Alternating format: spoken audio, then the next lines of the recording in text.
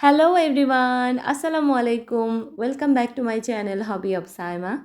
আজকে আমি আপনাদের জন্য নিয়ে এসেছি ক্রিম চিজের রেসিপি, যেটা আমরা বাজার থেকে খুবই চড়া দামে কিনে নিই। আর ঘরেই কিন্তু খুবই অল্প খরচে এটা তৈরি করে ফেলা সম্ভব, সেটাই আজকে আপনাদের সাথে শেয়ার করছি। প্রথমেই আমি নিয়েছি 1/2 লিটার দুধ, আর একটা পাতিলে করে সেটা জাল করতে বসিয়েছি। এবার একটি ঢাকনা দিয়ে সুন্দর মতো ঢেকে দিচ্ছি। ঢাকনা দিলে যে কোনো পানি, দুধ বা ধরেন চা, এগুলো কিন্তু খুব জলদি বলক চলে আসে খুবই দ্রুত। তো এজন্য আমি একটা ঢাকনা মানে সব খাবারেই আরকি ইউজ করি যেন তাড়াতাড়ি বলকটা চলে আসে। যেহেতু আমার গ্রামের বাড়ি আর হচ্ছে আমি সিলিন্ডার গ্যাস ইউজ করি। আমার এজন্য আরকি গ্যাসটা সাশ্রয়ী করতে হয়। এরপর নিয়েছি 1/2 কাপ পরিমাণ ভিনেগার এবং পানি। এটা অর্ধেক পরিমাণ আমি মিক্স করে নিয়েছি। এটা কিন্তু চায়ের কাপের কাপ বলছি। আবার আপনারা মেজারমেন্ট কাপ মনে করেন না। ভিনেগার আর পানিটা অ্যাড করার পর একটু চারপাশ থেকে ভালোভাবে নেড়েচেড়ে দিচ্ছি। নেড়েচেড়ে দেওয়ার পরে যখন দেখব যে দুধ থেকে ছানাটা আলাদা হয়ে গিয়েছে, তখন আমি এটাকে নামিয়ে ফেলব। এখানে একটা স্ট্রেনার ইউজ করছি আমি স্টিলের, যেটাকে ছাঁকনি বলি আমরা। তো স্টিলের একটা ছাঁকনি নিয়েছি। আমার স্টিলের ছাঁকনিগুলো প্লাস্টিকের ছাঁকনির তুলনায় বেশি ভালো লাগে, কারণ এগুলো খুব সহজে গলে যায় না বা ছিঁড়ে যায় না। এটা খুবই ভালো লাগে। তো ছানাগুলোকে সুন্দরভাবে আমি একটা চামচ দিয়ে চেপে পানিটা বের করে ফেলব। ভিনেগার অথবা লেবু, এই ২ টা ইউজের ফলে কিন্তু ছানার মধ্যে একটা টক ভাব চলে আসে।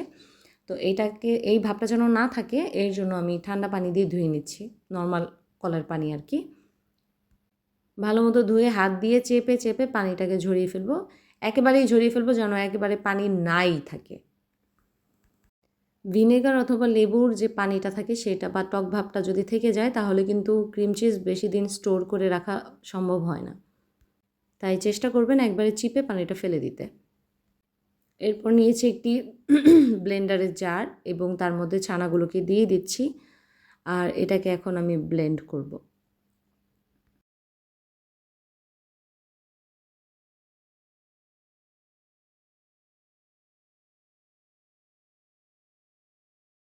ব্লেন্ড করব আর একটু পরপর চামচ দিয়ে নেড়ে আবার ছানাগুলোকে জায়গা মতো নিয়ে আসব। এখানে কিন্তু প্রথম পর্যায়ে আমি কোনো পানি ইউজ করছি না।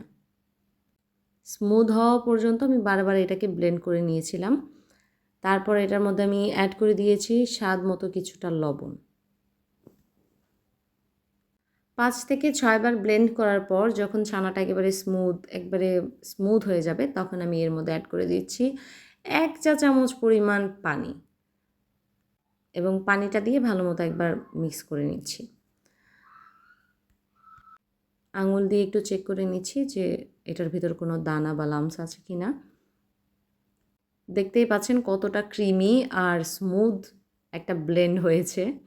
তো এখন ভালোমতো এটাকে নেড়েচেড়ে নামিয়ে ফেলবো।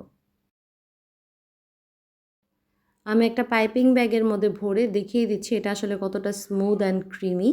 আপনারা চাইলে এটাকে একটা এয়ারটাইট বক্সের মধ্যে ফ্রিজে স্টোর করতে পারেন, আ বা এটা রেড ভেলভেট কেকের জন্য ইউজ করতে পারেন। এটা কিন্তু একদম পারফেক্ট। বা আপনি চাইলে ব্রেড দিয়েও এটাকে নরমাল বাটারের মতো খেতে পারেন। সব দিক দিয়ে এটা কিন্তু খুবই ইয়াম্মি লাগে। তো এই হচ্ছে আমার আজকের ক্রিম চিজের রেসিপি। আশা করি আপনাদের সকলের কাছে ভালো লাগবে। যদি ভালো লাগে অবশ্যই আমার ভিডিওতে একটি লাইক এবং কমেন্ট করবেন। আর যদি সম্ভব হয় তাহলে আমার চ্যানেলটিকে সাবস্ক্রাইব করে আমার পাশেই থাকবেন। আজ এই পর্যন্তই। কথা হবে নেক্সট কোনো ভিডিওতে। ততদিন পর্যন্ত সবাই সুস্থ থাকবেন, ভালো থাকবেন। দোয়া রইল এবং আমার জন্যও দোয়া করবেন। আল্লাহ হাফেজ।